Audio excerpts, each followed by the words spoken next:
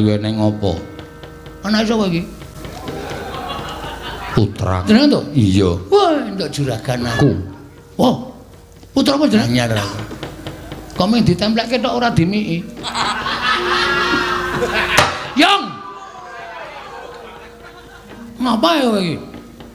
Ora ana apa-apa kok. Ono kawan cangkeme elek. Ngopo mlayu-mlayu? Matur Ndara Janaka. Iya Bagong eneng ngopo? Wonten Alendra muda gagah pideksa. Gagah cendhik pideksa. Surak mawurahan manengker gumula naminipun Prabu Jaya Murcita. Kepengin ngayonaken Dewi Wara Sembadra winengku garwa wonten negaring Plangkawati. Ana apa Abimanyu kowe ya kene? Mbok dineng-nengi. Dimiki mumpung kula tesih teng mriki. Lambene Bagong ora. Ben meneng ya bocah nangis e.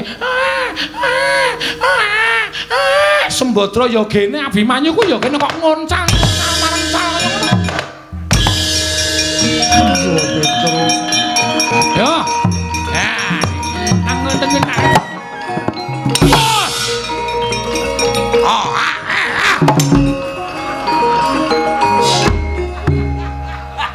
Kowe iki yo ngopo?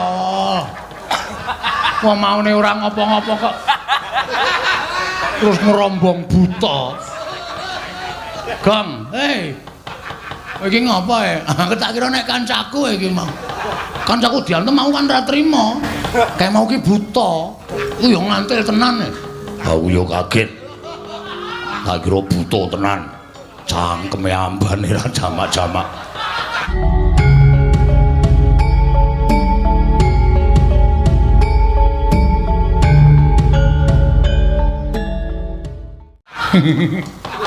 Iya ngopo to ya?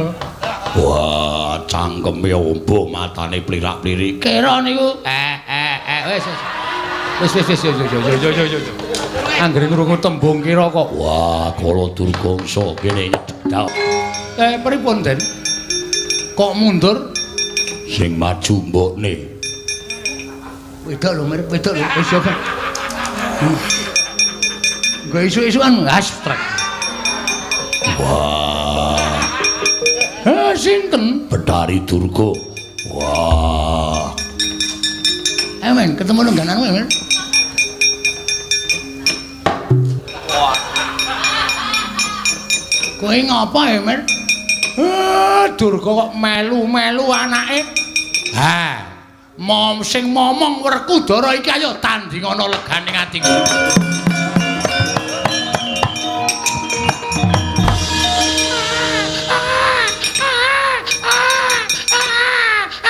Meneng-meneng cup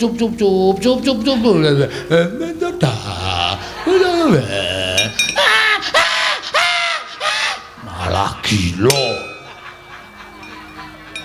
mengkon menenge angel ora mari aku dikeplak bose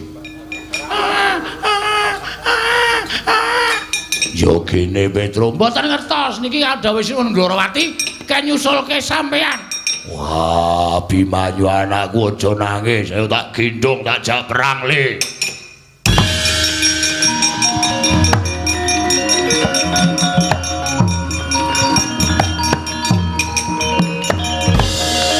Ginendong dening Sang Werkudara. Kaya lamake ibu ingkang nggendong ingkang putra. Nalika semanten kalaning jagat gayaning para dewa. Sang Abimanyu krekel-krekel ngupaya payudaraning Sang Werkudara saya elok ingkang lumadi wonten ing jagat. Payudaraning Sang Werkudara katingal kopek kaya dene sawijining wanita.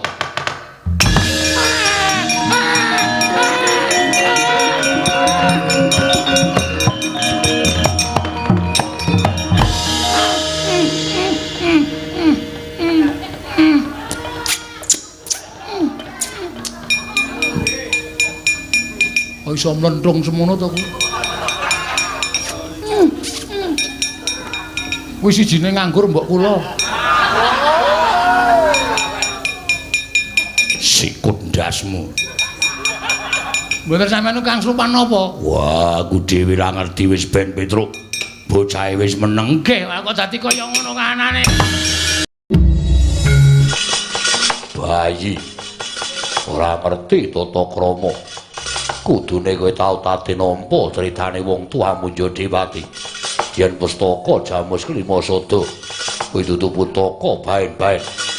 Teka kowe arep boyong pusaka nglabuhi karo kakekmu Semar karo Depol Drajating Ponokawan. Se, Pak.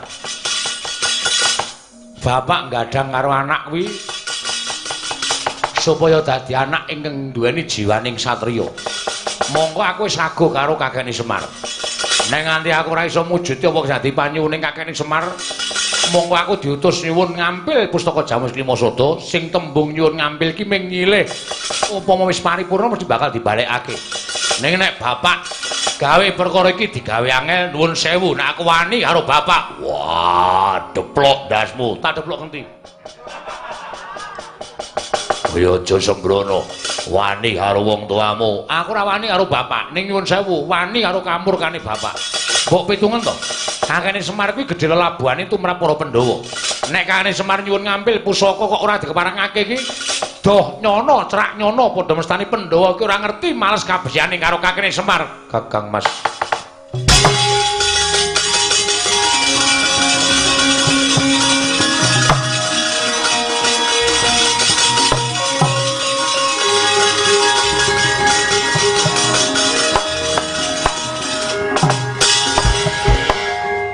Lamrong nyuwun pangapunten wonten dawuh saking Koko Prabu Darma Kusuma Kakang Mas kinenang ngendhakaken kamurkanipun. Kakang Mas monggo sampun ngantos paduka nuruti dhateng mubal babaling kanepson sedaya saged rinembag jernyatanipun ingkang dipunrembag madaning pasiwakan ngamarta kala wau babagan tumuruning kanugrahan Kakang Mas.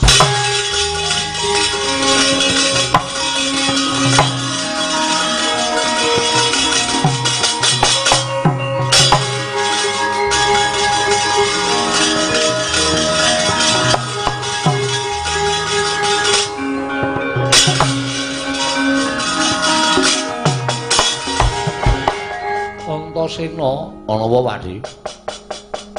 Sepira kluputaning bapakmu aku nyuwun ngapura. Ora apa-apa, Dik, wis kulina. Werkudara. Oh. Antasena kuwi ora luput kok mbok tendhang nganti kontal saka Ndaturaya. Nadyan sira wong tuwa nanging njaluka ngapura karo Antasena. Rasudi, wis rasa. Ndak malah dadi geger. Bapak ora njaluk ngapura karo aku wis ngapura karo keluputane bapak. Tampan ana pustaka Jamus Klima Sada. Boyongan marang Karang Kadempel. Aku sak kulawarga bakal sowan marang Kakang Semar. Yo, ngaturake panuwun, Pakde.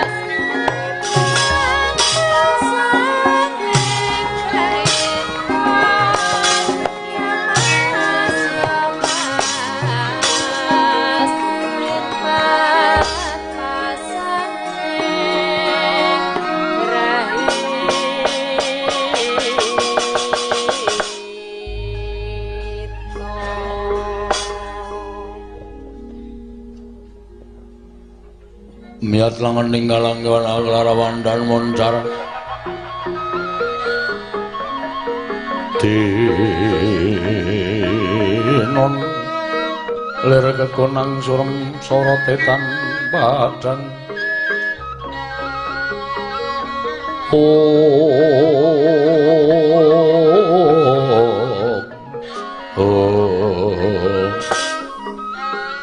jagat Dewa Bathara jagat pangestu Ngara iki ora pangling kaya anakku jangkar bumi naga Bagindo Purworejo sapraptamu tansah pinanganing kawidadan niring sambi kula sawanipun ingkang putra kepareng kula ngaturaken sembah pangabekti kula kunjuk ya tak tampa gawe gedhening atiku ora liwat pangestu ning wing Mandura Tampanono kula mendinggo jimat paripindhayan ning kasantosan ana wigati apa kulub apa saka karepmu dhewe apa diutus dening wong atuamu wale-wale menapa saking pribadi kula piyambak menika sanes so dipun utus dening tiyang sepuh kula menika ugi mboten lho lah sapa ingkang ngutus kowe sowan marang Praja ing Mandura mboten sanes kejawi namung Kiai Semar Badranaya wale-wale menapa Kiai Semar menika dados lantaran tumurun ing kanugrahan dinten sak mangke namung wanter ngendikipun Kiai Semar Badranaya bilih mboten badhe saged rancak anggenipun badhe maringaken kanugrahan dhateng titah ingkang sampun pinilih menawi kedah wonten syarat srananipun syarat sranane apa ingkang putra ing jangkar bumi dipun dawuh supados sowan wonten negari Mandura supados nyuwun ngambil pusaka ing Mandura inggih menika Kiai Nenggala Wa Prabu Baladewa gunjang ganjing langit kelap-kelapaton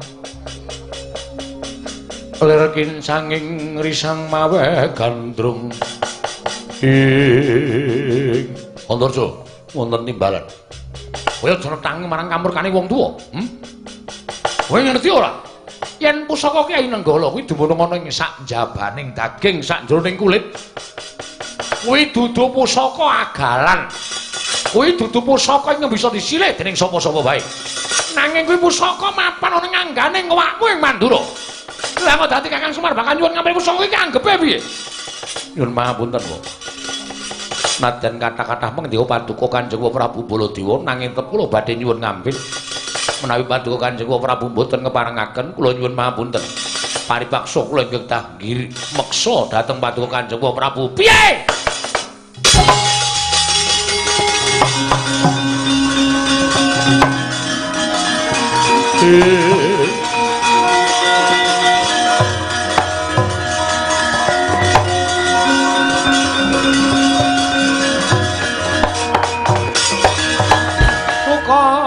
Sinipe cocobang mawinga wenges kumejot padoning latri netra kocak ngundar andir idep ya mangolon caka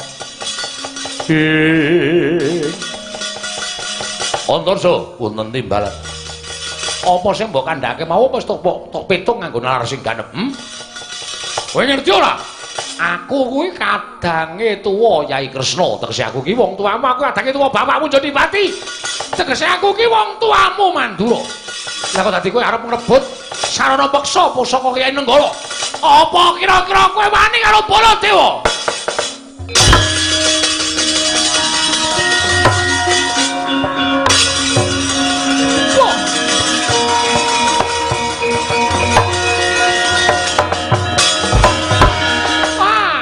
Yoli binatang maros paning jajalan ati iblis lanat menungso ratatanan bayi wingi sore wani ngadeg jejeg ana ngarepe nata Mandura Prabu Baladewa jelek nyawang kelereng jagat kowe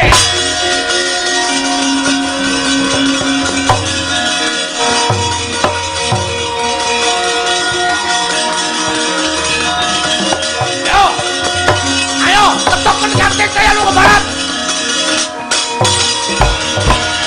dan ku anake Werkudara arepe kowe anake Werkudara nek pancen kelakuanmu kaya ngono kuwi ora wajib diwenehi pangapura kowe wani karo wakmu Mandura kowe wani karo nata Mandura Prabu Baladewa wis jelek nyawang glaring jagat semeng rembulan waduh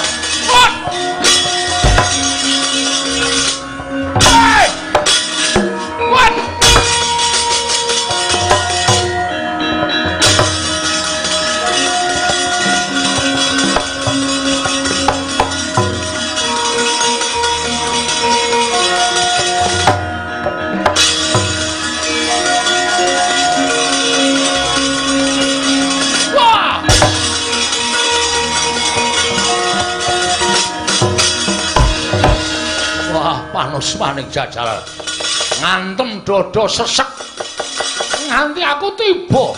Wah, Antarja pancen prawira yuda. Nom-noman sekti kalintang jaya nibrak. Ning apa kira-kira kowe kuat nadahi Kyai Nenggala? Wah, gretel Nenggala mbuh dadine ora perkara bapakmu kuwi dulurku. Koko Prabu Baladewa.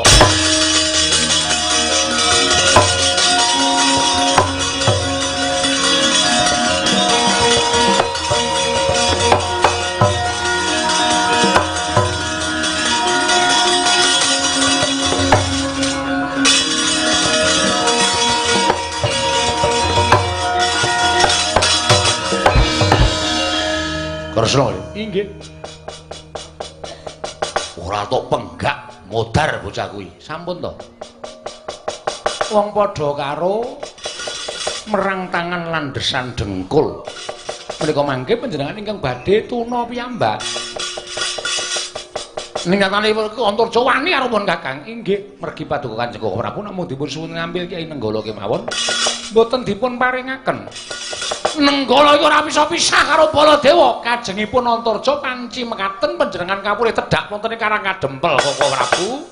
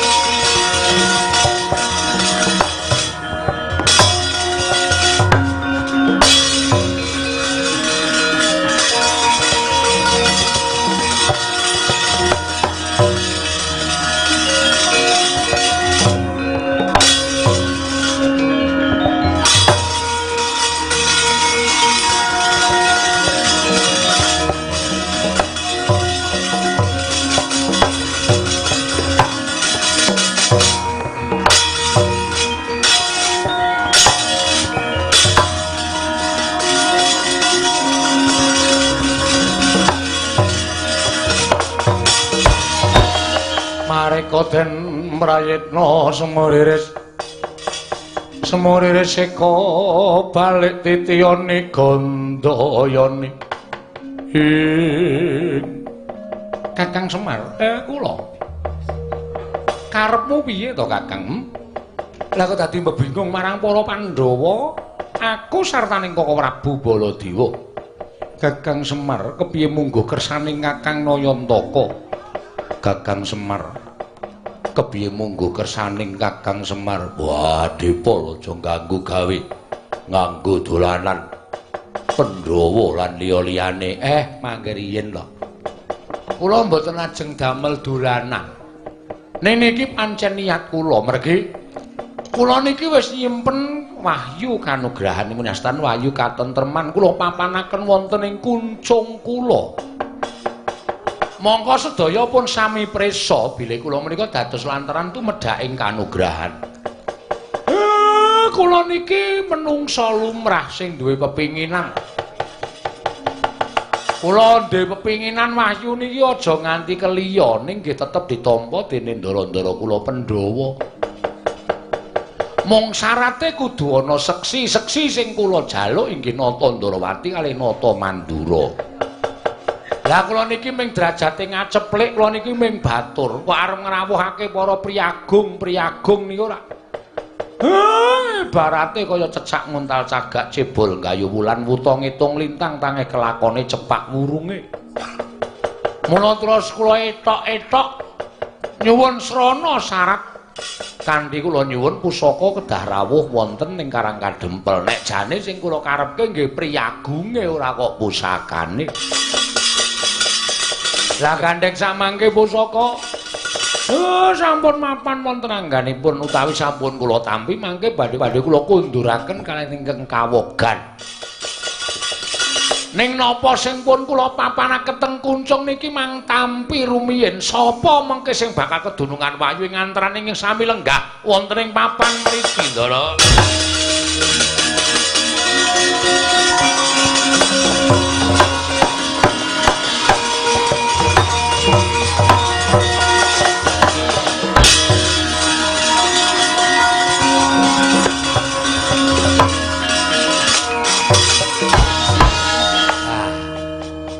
Sampeyan weruh to?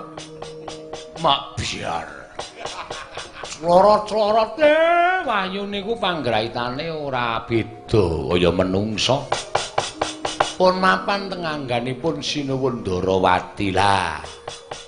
Mula Pandhawa kudu dadi seksi, Nata Mandura nggih kudu dadi seksi, tentreming jagat menika pancen boten saged uwal saking panggulawentahing Wisnu. Boten saged uwal saking panggulawentahing Suman ingkang pancen dadi dewa ingkang tukang nentremke jagat lan dadi dewa ingkang tutang andum kabagyan. Iya, Kakang Semar aku ngaturake panuwun tanpa pepindhan. Pandhawa sampun gela, Pandhawa sampun getun. Waton Pandhawa nika tasih sumandhing Nata Ndarawati, mesti kesawapan dayaning wahyu. Sinuwun Mandura ya aja gela. Sampeyan kadange werda waton tasih caket kaliyan ingkang rayi, mesti kesawapan wahyu menika. Aku ngaturake panuwun ingkang tanpa pepindhan, Kakang.